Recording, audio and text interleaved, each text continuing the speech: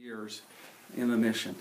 Well, they've been substantial. The first year we were there, we had just a few people, and the adults and the kids all sat around one table in the kitchen of the church. And that was a small group. Then the group enlarged. We got junior highs and senior highs coming. That was one dynamic. And then some years into that, we cut the junior highs out and just had senior highs. Also, of course, with the more people, the scope of the projects changes too. The first time, we did a roof and some painted inside. Sometimes we would have 2 or 3 groups, and one painted and one maybe cleaned, a person for the place for the group that was sponsoring us, and this kind of stuff. So at first they were smaller projects, and then we built up to having complete houses built from scratch, from the ground up. Having a crew go down and do the excavation work and setting the post and everything beforehand, and then we coming down and doing the building. Do you have any favorite memories? Do you have any things that stand out, funny or serious or anything like that? Well, yes, I do. There's a couple that come to mind right away. One, we had this house that we were doing, and it became the Smurf house because we painted it Smurf blue.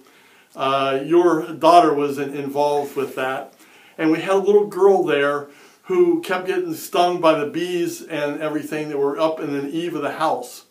Well, I have sort of a unique situation with myself.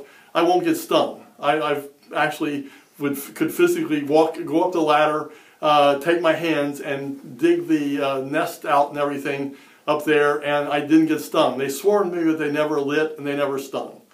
So, and then at the end, we usually take over a gift, a Bible and stuff like that. This little girl, and this is what was touching to me, she ran out and she had this little bee in the form of a rattle, and she wanted to give that to the bee man. I still have it, and that was years ago. The second thing that stands out was a young man who had a heart condition, and when we got down there, we were supposed to build a porch and stairs so that he could come out of his bedroom and go outside, maybe up into the woods or wherever he wanted to go. And when we got down there, he stayed by himself. He ate in this room. He didn't really have any much contact with the family and everything. He was depressed. The kids, by the time we left, had him out on the porch and walking up to the woods.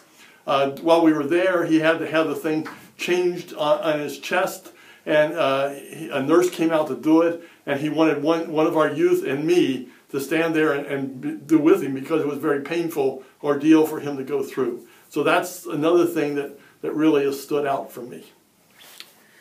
Has it affected you spiritually? That's hard to say. I know you said you were going to ask me that, and I've thought about it. I'm not a person who makes a baseline, so I'm not sure I really paid any attention to the way I was 20 years ago and the way I am now to register that. Some of the stuff, at least when I get back, has affected me, and then also during this time I'm going to South Africa and other mission trips, so it's hard to delineate where one effect is and what the other effect is. I wouldn't say I'm actually more spiritual since I went, but I look forward to it every year. It's a very rewarding thing for me. Whenever you do any mission trips, you always get more out of it, at least I think I do, than I give into it. So in that regard, I guess it has, but I can't really specify what it was. What brings you back to West Virginia every year? The youth. This working with the youth. Those youth that go to West Virginia are the cream of the crop.